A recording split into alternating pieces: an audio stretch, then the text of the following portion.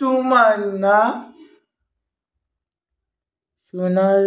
सोन्याचे पंख असणारा पक्षी याची गोष्ट सांगणार आहे. एक कृतिका नावाची एक मुलगी आपल्या आई बरोबर एक छोटस गावामध्ये राहत होती. तर तिची कृतिका नावाची जो पोरगीची आई आहे तिनं पुष्कळ घर जाऊन काम करायची.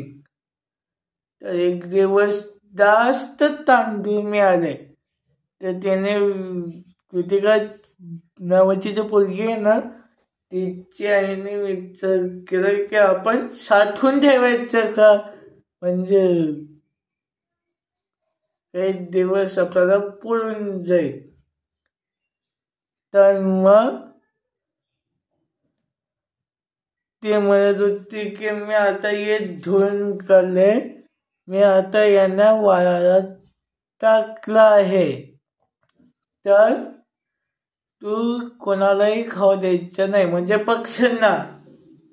तर पहिले ते चिमणी चू करणारी ते म्हणते फुकणे थोडेसे खाते मी, ते असते दारू, म्हणजे डाळ येते तिला, ते म्हणते बरं थोडासा खा.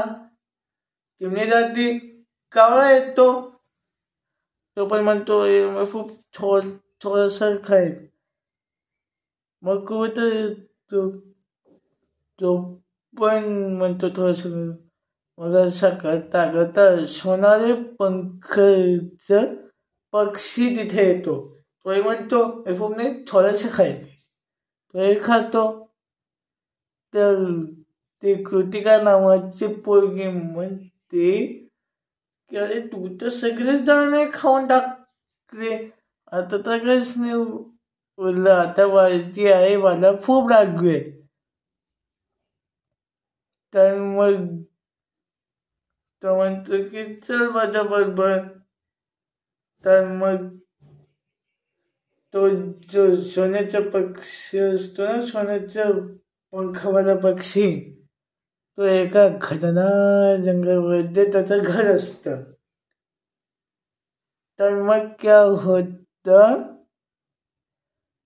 तो 3 जो बॉक्स असतं ना, बॉक्स, तर मग तिथे येतो. तर मग तो विचारतो आता तुला यापैकी कोणची, त्याच्या आधी तो विचारतो की सोन्याची शिडी पाहिजे की साधी.